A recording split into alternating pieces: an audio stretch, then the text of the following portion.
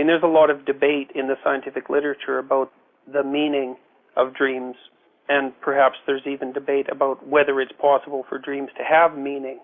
I think partly the debate exists because to do dream analysis properly, as Jung in particular pointed out, you need a vast body of knowledge in the dream interpreter about comparative mythology and ritual and symbol and art history and so forth, because dreams, of course, use images as their primary means of conceptualization.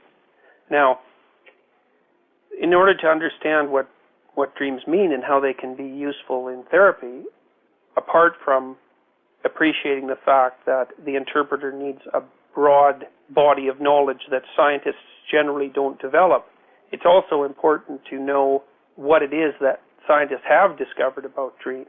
So, for example, we know that dreams occur during rapid eye movement sleep.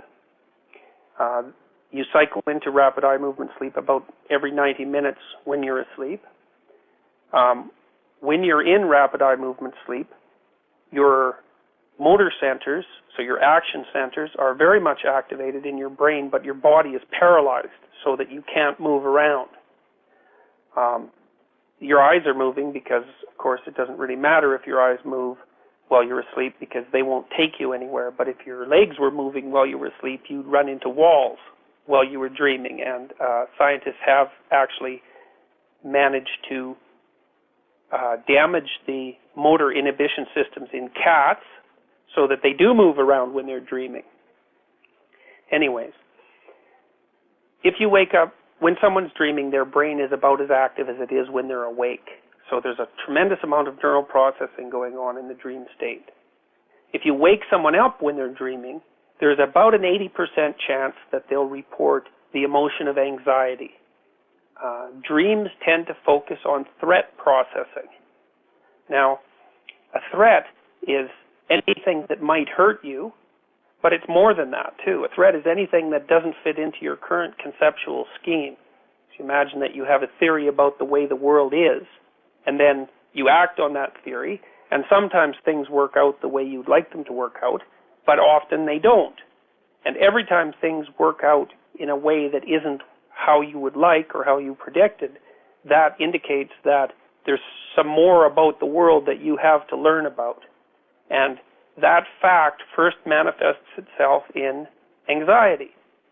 Now, the dream focuses on anxiety, and then it loosens up the normal conceptual constraints that characterize waking thinking, and it starts to play, in a sense, or hypothesize about how your current categorical structure could be shifted around so that that threat could be accounted for.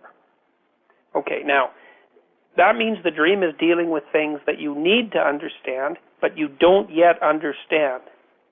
So when you wake up and you remember the dream doesn't really make sense because it's about something you don't understand. Now, it's your brain's best guess at configuring or understanding the unknowable. But it's like the first layer of a multi-layered process which eventually would culminate in fully developed thought. Maybe over months, or maybe over years, or maybe you would never manage it at all. The unknown thing or the threat is just too great to really come to any terms with it whatsoever. Okay, now imagine that you're dreaming about something and it produces enough emotion, the threat produces enough emotion not only to produce a very vivid dream, but to wake you up. And when you wake up, you remember the dream. And then you go tell someone about it.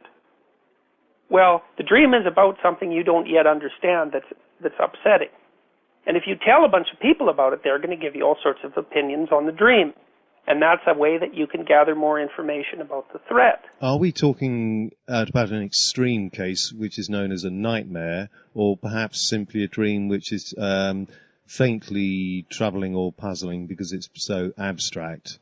Could you differentiate between the two? I think it's clearer in the case of nightmares, and often, too, because nightmares tend to have archetypal themes.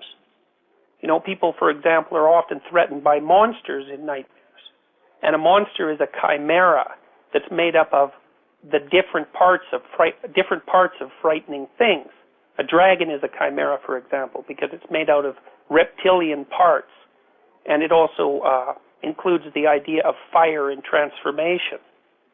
So a nightmare is a dream that tends to use archetypal imagery to conceptualize a fairly powerful threat. And if you recount a nightmare to a person with no specific training, they're going to have some opinion about it, and their opinion might be useful in terms of information gathering. But if you recount a dream to someone who's psychologically trained and who's also symbolically trained and who has, great depth of knowledge with regards to the structure of religious thinking and comparative literature, the light that they're going to shed on your dream is much brighter and more profound. And sometimes a dream interpretation can offer the person who's had the dream a leap forward in knowledge that might have taken them 5 or 6 years to conceptualize by themselves. An insight, you might say, that they wouldn't ordinarily have had because the person who's the expert who's had the dream recounted to them knows and says, yes, I know of that place that they say they've been to, that experience they've had, that symbol and its meaning, and above all, what it feels like, because surely it is, some people say that, me included, that one way to interpret a dream when you wake up is to just, like you would taste a sip of wine, just hold the flavour and hold the feeling. What does it feel like? And what feels the same in your real life? And that's what the dream's trying to tell you, with a collage of symbols and memories as well that it's drawn on in recent conscious experience to try and put it together. Hence, the dream can be very abstract. Would you say that's the case sometimes?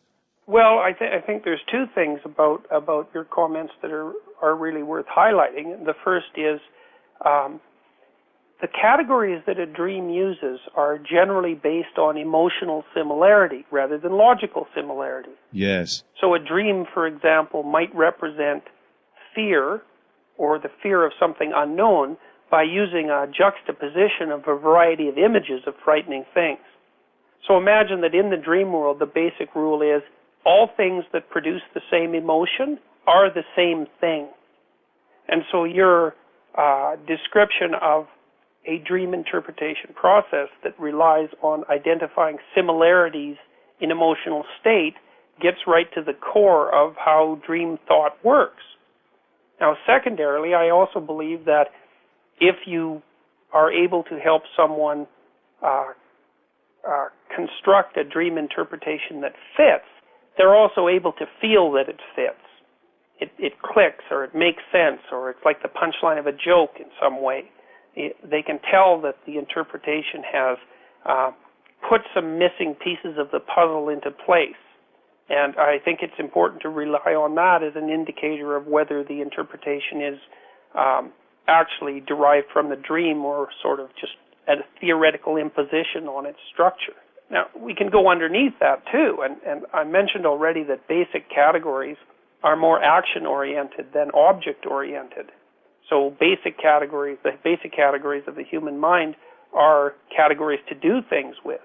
Well, by the same token, they're also motivational and emotional categories. So the primordial mind, like the animal mind, thinks sort of axiomatically that all things that produce the same emotion are the same thing. So there's things that make you happy, or there's things that make you sad, or there's things that make you anxious. And the fact that all those things share the capacity to evoke that emotion speaks of some essential identity between them. Now, the identity is in relationship to the experiencer and not necessarily with regards to similarity between the objects. But it's still how we naturally think, and it's certainly how mythology thinks, and it's how drama thinks, and how religion thinks. And we've lost sight of that in part because we've become scientifically trained to some degree, and we tend to believe that the real categories of the world are objective. And that just strikes me as it's wrong. There's something about it that's wrong. And it's wrong because we have to act.